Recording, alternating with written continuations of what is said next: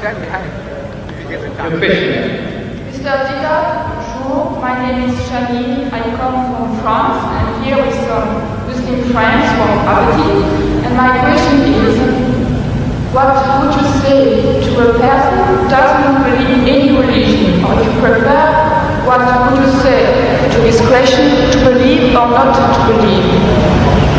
What was it? Just without the mic. The question is not directly relevant, however, I'll put it to the speaker and see if he's prepared to answer. The question is, what is your opinion, or what is the Islamic perspective relating to a person who does not believe in religion? Is that the gist of your question? Not exactly. I'm here with some Muslim friends. I am not convinced in Islam, and I would like to know what you would say to a person who is a non-believer when this person says to you, believe or not to believe? Oh, yes, alright. If one is questioned by a non-believer, and the question is, what do you say about believing or not believing? What is the Islamic perspective?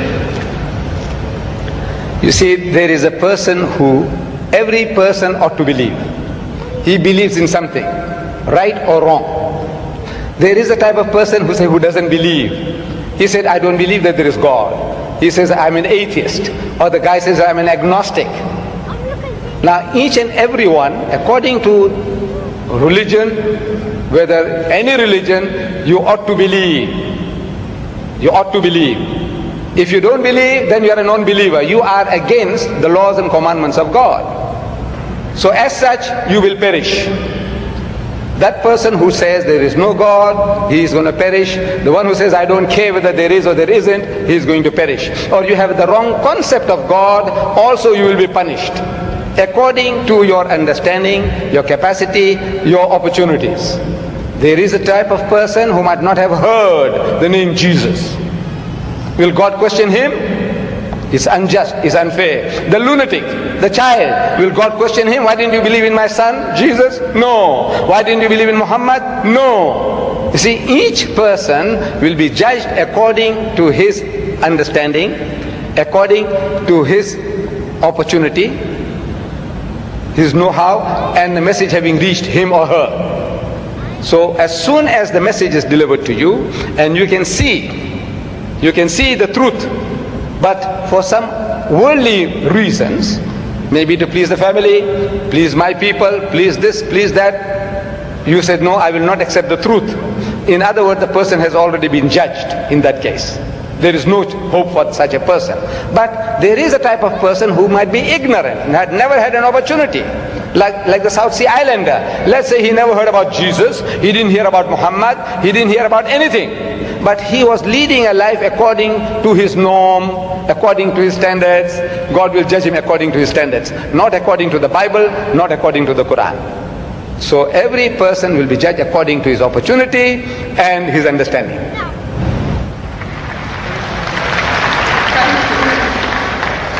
Ladies and gentlemen, we unfortunately have just about a minute left of question time. All good things have to come to an end, so we can only accommodate one further question. Mr. Didan, I have impression that my question has been misunderstood. I didn't want to challenge you or to hurt you. I just wanted to ask you for some advice for a person who doesn't believe. I just wanted also to ask you for advice because I am a non-believer. I would want to believe in Islam, but I just want some advice. Yes,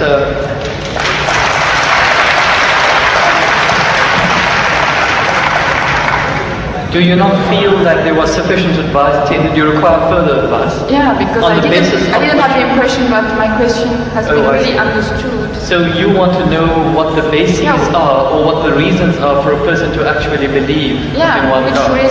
Which advice would you give to a person who is a non-believer? See, number one, we have to realize that there is a necessity for belief. If you don't believe, you can't move an inch. You can't bat an eyelid. We believe. The very fact that you believe that if you come there, stand before the mic, and when you utter the words will reach me. If you didn't believe, you wouldn't have taken that step. If you didn't believe that you will be visiting this hall and listening to a lecture, you wouldn't have come. So belief is fundamental, is basic to any move that you make. Now, without belief in what? That there is a creator. Number one, that somebody made this machine. Man, woman, he made it. And that this machine is not given without instructions. Every machine carries with it instructions. Never mind how simple that mechanism is, you get instructions. Your washing machine, your hair dryer, your motor car, anything, everything, you need a book of instructions. This most complicated mechanism, the human being, created and left without instructions? Who says no, he has to be given instructions. And God Almighty, we believe that there is a creator, and this creator through his messengers, one of us, he has been conveying those messages to us, directions, instructions to us. Whether those instructions remain in the pristine purity or not, that is something that is now debatable. But the instructions were given, and it is through those instructions alone can man find ethics, can man find morality. Without these instructions, there is no ethics and there is no morality. Man, being an animal by nature, he will behave like animals. It's only because you believe that there is a creator, and this creator said that thou shalt not marry your mother, you will not marry your sister, you will not marry your daughter. We say we believe, we believe, we believe. You say no, I don't believe, then the person is nothing better than the animal. See, the dogs and pigs, the way they behave, he said, well, I behave just the same because I'm an animal also.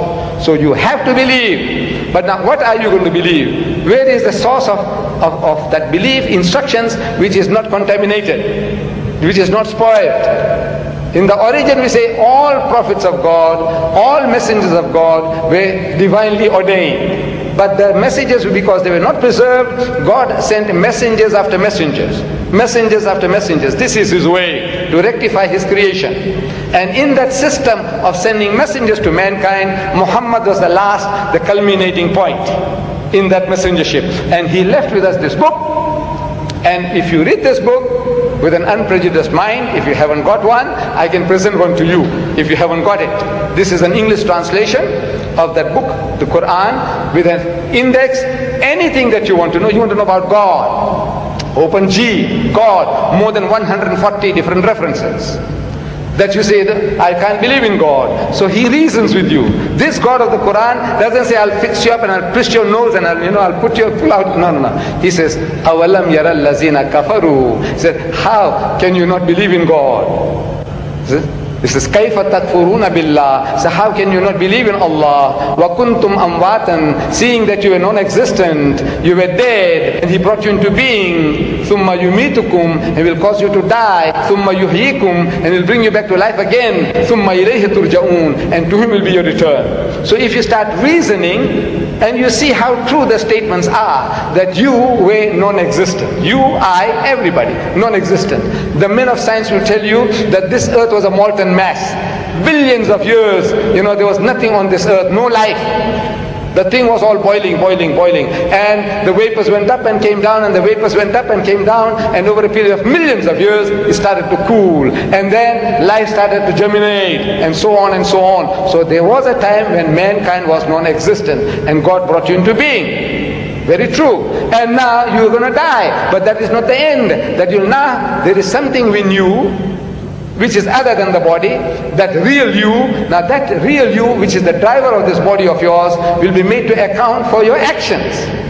It's only natural that this person, like Hitler, look, he got away with it. He incinerated 6 million Jews. On account of him, 40 million people died in the Second World War.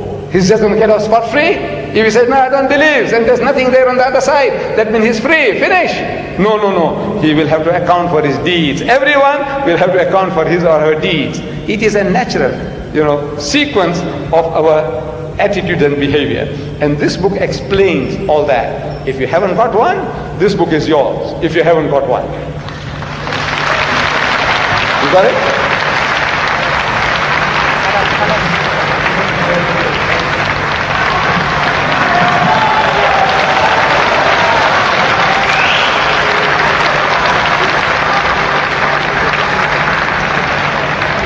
Ladies and gentlemen, unfortunately, all good things have to come to an end. We're at the end of our time span, we cannot accommodate any further questions.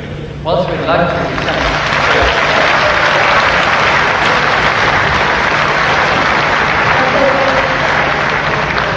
raising